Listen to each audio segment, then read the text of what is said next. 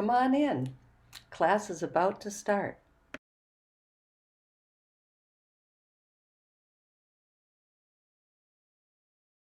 And there we go. Yep. Okay, so we're doing lesson 267 today. What another beautiful lesson.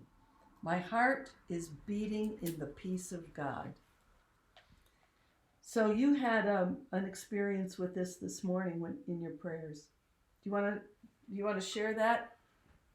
Well, it was, this is this particular lesson is under the theme of what is the body, Uh-huh.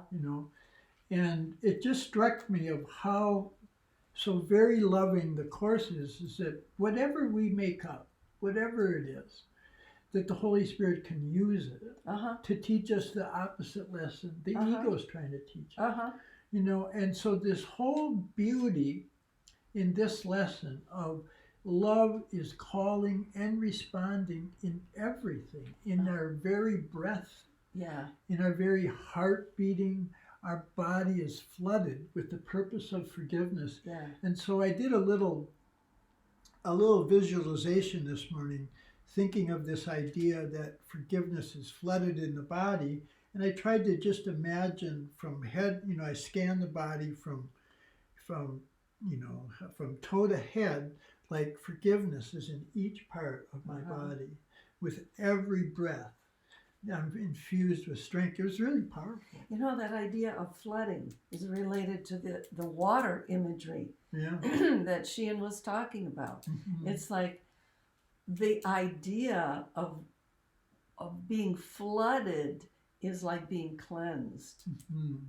And Sheehan, I also do that same kind of practice, not every day, but often, where I just imagine myself going down into the water and coming up as like a baptism in the River Jordan, being cleansed of the past. Everything from the past, all my past thoughts, actions, beliefs. Let me be fresh and open to what Spirit has to teach me today. So that flooding with the purpose of forgiveness is the same idea. Same sort of imagery, because one of the laws, it's in unity, but it's in basic spiritual traditions, what you resist persists. Yeah. And so we need a correction of our thinking that's gentle and loving, not fighting against ourselves, not fighting against what we see as our lower natures. We don't have to fight against anything. Right. It's just a question of, is that valuable? Is that what I like? Is that what I want? Am I experiencing? Right. Is that what love would show me in the moment? Right. Just constantly being in that place of watching our thoughts. What are my thoughts telling me? What am I believing in that moment? And then when you see your attachment to resistance, when you see the negativity that's in there, you don't have to fight against. Yeah.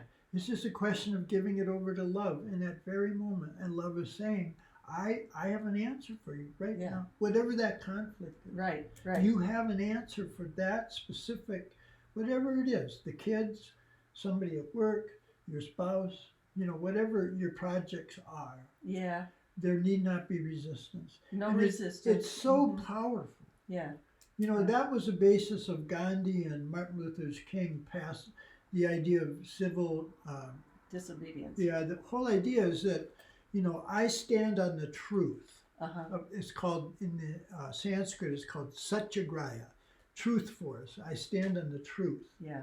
And nothing that comes in can take me away from that stance of the truth of who I am.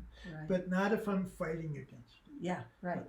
Those two metaphors of the water and yesterday with Janine on the tree is like, that's the way we can live in this gentle way all the time. So whatever comes up, we're not afraid of what's going to happen. Right.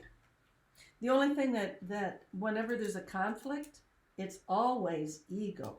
Yeah. It's like it says, ego tries to fight against Holy Spirit.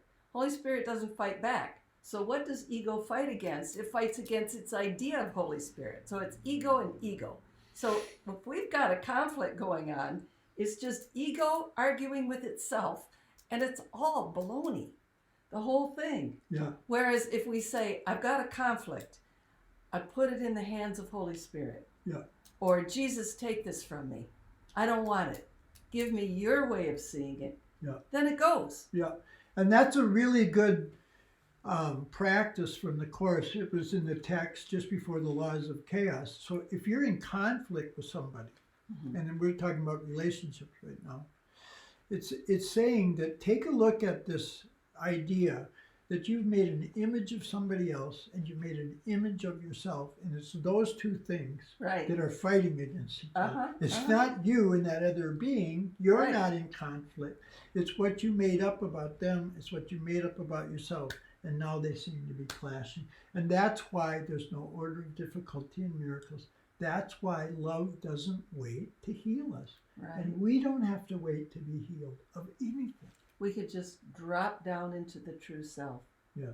So I think today's lesson, my heart is beating in the peace of God, has got a real clue for us. Yeah. And it may not be for, this may not be everybody's favorite lesson, but this is a really good lesson to pay attention to and expand in your own thinking. What it's saying to me is pay attention to your heart. You see, I've got a heart t-shirt on. Pay attention to your heart. I mean, yeah, it's a physical thing. I one time went to the doctor and she listened to my heart and said, I think there might be a little something not so good here. Sent me to, have a sonogram of it. And so I got to see it. And when I saw the picture of it, it was like, that's not my heart. That's a pump. It's like the physical thing is not it, but somehow it reflects or it communicates to us. But we can, with our own mind, connect with our heart, the heart center, the heart chakra, the feeling nature, the emotional nature of love. We can connect with that and notice, is it tight? Is it hard? Is it small? Is it defended? Or is it, that image of Buddhist, of the lotus opening? Is it open? Mm-hmm. Is it expanding? Does it include everybody and everything? Yeah. If you pay attention to it's not really the pump, but the pump is telling you. The pump is giving you a reflection of your thoughts. Yeah. That's what it is, isn't it? Yeah. Yeah. And so the Course uses both the term heart and mind, and often they're kind of the same. But the heart, the mind we can use it as a tool. Yeah. It's thinking, we can change its thinking, it's about the thoughts. But the heart is more like, who do I see myself as in that moment? Mm. And the heart is constantly reminding us, you're a child of love. You're a child of the mother. You're a child of God. I mean, that heart is so much deeper because it's rooted in our identity. Uh-huh. And we can say at any moment then, if love created me like itself, then how can I be suffering? How can suffering continue? Right? Except I've forgotten what my heart is telling me. I belong to love. I belong to God. Yeah. And it's also telling other people. It's like if we have a loving heart, we don't even need to say anything. Right. When you're tuning into your heart, when you're paying attention to this part of your body, there's no words. It's a silent thing, but it's very powerful, right? It's giving you a message. It's telling you. It's going back and saying, you're thinking loving thoughts, or if it's constricted, you're thinking fearful thoughts. Yeah. I want to tell a story of my communication with the animals. Go for it. Okay, so any of you that have pets, you've probably noticed this, but these, I had a couple of experiences with wild animals that really taught me that animals, even wild ones that are not trained by human beings, they are tuned in to the heart. So the more dramatic one, I guess, is I was hiking in a place where very few people go. And I came around a corner and I saw what I thought was a cat sitting on a rock, maybe no more than 30 feet away, probably closer. And I looked at it face on, and it looked like a cat. And the mind goes very fast. And it said, too big to be a house cat, too graceful to be a bobcat. And then it turned its face, and I could see the nose, and I saw it was a fox. But instantly, as soon as I saw it, I stopped there in the trail, and I looked at it, and my heart opened, and silently I said, I love you. Thank you. You're so beautiful. I love you. And I just kept loving this animal. And it just stayed there. And then a couple of minutes later, it just laid down and closed its eyes. It felt very safe with me because I think because I was communicating with the heart. Yeah. Now think about that. When ego thoughts come up like that, you weren't afraid of that fox. No. No. But the fox can come to scare us if we let it, right? But you gave it mercy, you gave it love. Right. And that's why you got love and mercy back. Oh, it was so great. What a gift. Yeah. So I'll tell the other story. Yeah, go for it. Okay. So I was on another lonely trail, and I spotted a coyote over to the side. And I'm not afraid of coyotes. They're not dangerous. So I just kept walking along, and about a quarter of a mile later, it showed up again, and so I knew it had been following me, right? And this time I saw it hiding behind a dead bush. Oh, I could see it perfectly well. I probably thought it was hiding, and so I made eye contact with it, and that was thrilling. And then I realized when you're communicating with a dog, and basically this is in the dog family, you don't make eye contact because they may think it's an aggression thing. So I just put my head down, and I just walked slowly, but I did the same thing. I said, oh, you're so beautiful. Thank you. I love you. And as I passed it, it did this. Woof. You know, like a little dog that's greeting you when you come home. I mean, it's just like we have this ability. And then the other day on the trail, this is about a human, there was a guy on a bicycle going by.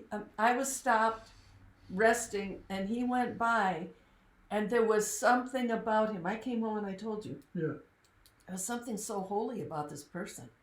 And we may have said a couple of words to one another. That's it. It must have been that his heart chakra was wide open because it was noticeable. It was palpable. So I think that my heart is beating in the peace of God is a real lesson to us. You know, what you're describing there, and correct me if I'm wrong, is this: because you gave mercy to what seemed to be outside you. I love that word. That's how you had this living experience back. Yeah, right? I think so. But that's the basic law of perception, right? All perception starts here and goes out. It doesn't start out there and then come in. Right. And when we know that fundamental law, because it's interesting you had it with the coyote, because in the Southwest, the coyote is the trickster. And that's exactly what the ego is doing. When the ego shows up, it's reversing perception for you. It's making you think it's the world outside or even your body that's telling you what to experience. That's a trick. It is. It's like the coyote, the trickster. Yeah, right. And so we can smile at that. Like you did. We can show that mercy instead of, oh my God, it's another, it's another, right? Yeah. It's a chance. Yeah. To offer mercy and love. I love that word mercy. Yeah, and that coyote was tricking me. Yeah. You know, he trailed me for a quarter of a mile and I didn't know it. Yeah. So that's how we can look on all the fear, all the pain, all the suffering. Yeah. Right? If we're kind to ourselves, if we're loving. And also, you know, human beings, let's say trickster, let's say deceptive, manipulative, all those kinds of things. If we can do the same thing with them, Yeah. and just feel the love despite what they seem to be showing us, Yeah. maybe they'll respond with love back. Yeah. We'll certainly experience it. That's what he says about miracles. Yeah. You will always benefit. Yeah. And it's meant for the others too. It's never meant just for us. It's always meant to be shared. Yeah. But that was the idea in this lesson a couple of days ago. Creation's gentleness is all I see. Yep. In order to be able to see all of creation as gentle, you have to, what does it say here? Today I see a world in celestial gentleness, which creation shares. And the reason is that whenever we look out and see unfavorably what's going on out there, there's something inside of ourselves that's unfavorable to us. Yes. And that's what the ego tries to do, is get rid of this negativity inside by pushing it outward. Right. And there's no place for it to really go. And that's why you never get out of it. Right. So the Holy Spirit is extending this love to include what's outside of you, not exclude somebody. And that is the trickster, If the ego is the trickster. Yeah, and if I'm not taking responsibility for that ego, then I'm letting it trick me. Yeah. Just like the coyote. Right. And it's so subtle. Right. And it happens in an instant. Sort of like by taking responsibility, it's sort of like domesticating the coyote into a pet. Right. That's a good metaphor too. We need to take responsibility for everything we experience. Yeah. And we want to experience that open-heartedness. We want to experience that inclusiveness. So when we look out at the trees or even cars, anything that we feel love and gratitude. That's what we really want. Yeah. It's only the ego that tells us, no, what you really want is a new car or the car out there to stop hitting its horn. Or, ego is always about making the physical the point. Mm-hmm. And it's not the point. The point is, how do you feel? Do you feel love? Do you feel gratitude? Do you feel joy? Or irritation? Slight irritation. Even a slight irritation. That's what he's training us to do, is to see how these, like if we're really upset, if we really get to a point where it just seems impossible to get out of it, that didn't just happen then, that was building for a while. Yeah. That was building for a while, and finally you're enraged. Yeah. Or finally you're just overdone. But that's where the holy instant is so important in the Course. It's so important to stop and say, I'm going to let go of my past. Right. I'm going to let go of a future. I'm going to come into the present. Yeah. And the Course's promise is that if you come into the present, there'll be just peace. Yeah. There'll be just forgiveness. I remember many years ago when I was in real trouble and I was terrified and I was jangled and I was nervous and I couldn't get my mind off the problem. I did this practice, which is a holy instant practice, that said, in this moment, I have everything I need. In this moment, I have everything I need. In this moment. And I had to say that over and over again. But what it did was bring me into the holy instant. So the past and what I had done and the future and what could result from what I had done, it was broken. It's like the future and the past had no connection in that moment. And that's where I want to live. Yeah, that's what when we first got together, that's what I call it, Jan with the plan. Because you had done that so often, of turning that over, of listening to the Holy Spirit's voice in all things, in really big things, like, should I buy this house? Oh, yeah. Should I do this? And little things. And little things. Yeah. Should I go to Safeway now or later? Yeah. I was working on our website, and I thought maybe I had some guidance to put out that there would be a women's retreat a year from now. And I went back to it this morning and I said, Holy Spirit, tell me about this. And it was like, take that off the website. And I don't know what that's going to be. I mean, maybe it'll be sooner, maybe later, maybe not at all, maybe men and women. I don't know. But I knew that I didn't have the plan. Yeah. That's the big one for me. As you know, he's always saying, Jan, as soon as you get an idea, boom, you want to make it into form. You're so good at that. Yeah, but it's not a great thing because I might do it prematurely. Yeah. You know? But so let's talk about that for a second. And, I mean, learning is a process. Yeah. Right? Yeah. And it's cumulative, it's sequential. One thing follows after another, and you're building up, building up.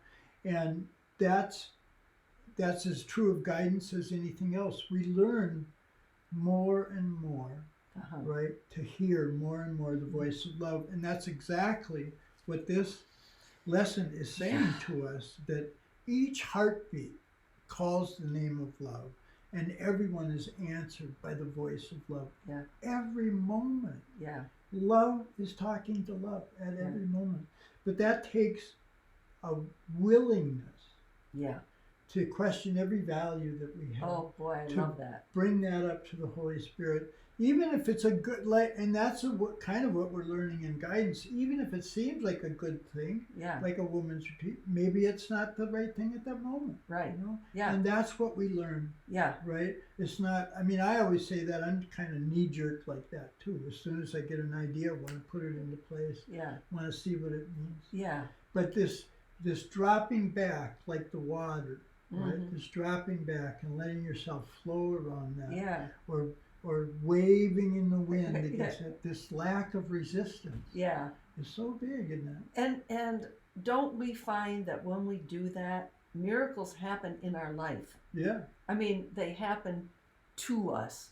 We know that they're happening through us because we're letting go into the Holy Spirit, but they happen on our behalf, as well as on the behalf of other people, because we're learning how to let go. We're learning how to be quiet. And it's a process, and that's, I liked what she had said. Don't beat yourself up on that. Yeah. That is so important. I mean, because, especially when things seem so tragic at the moment, and they seem so out of balance, and there seems to be such an urgency. This has got to be fixed now. And inside, it can be fixed now. Yes. The circumstance may not change right away, but we can trust that love's answer is immediate. And that's what we're training ourselves to hear. Like the Course says, the ego's voice seems louder than the Holy Spirit, but that's not true. It's love's voice is the only voice that's there. It's like the ego's voice is like static, but underneath is the most beautiful music. And if we can just ignore the static, it kind of goes away. In fact, that's a lesson coming up. He said, underneath the sounds of the fear of the world, right, is the sounds of the song of prayer, the song of love and gratitude between the Creator and that which is created. That's really the only song that's there. Now, since you mentioned the world, let's kind of wrap this up with the idea that when we look out at the world and we see difficulties, as we would if we were looking, we know that that is not the reality. That is the static that's on the radio wave. And the radio wave is giving us the love of God. So listen for the truth and don't pay attention to the static. That's how we heal it. So before we turn to the chats, then, can we take this lesson and take a quiet? Yeah, let's just do the prayer. Let's just do the prayer with a moment of silence afterward. Will you join us? Yep. So our body is flooded with the purpose of forgiveness. Peace fills our heart, every breath and every heartbeat. And when we hold that in our truth, we say, let me attend your answer, not my own. Father, my heart is beating in the peace the heart of love created. It is there and only there that I can be at home. And so let's take this very moment to let go of any past conflicts, any future anxiety, and listen to the voice for love. It's the only voice that's there.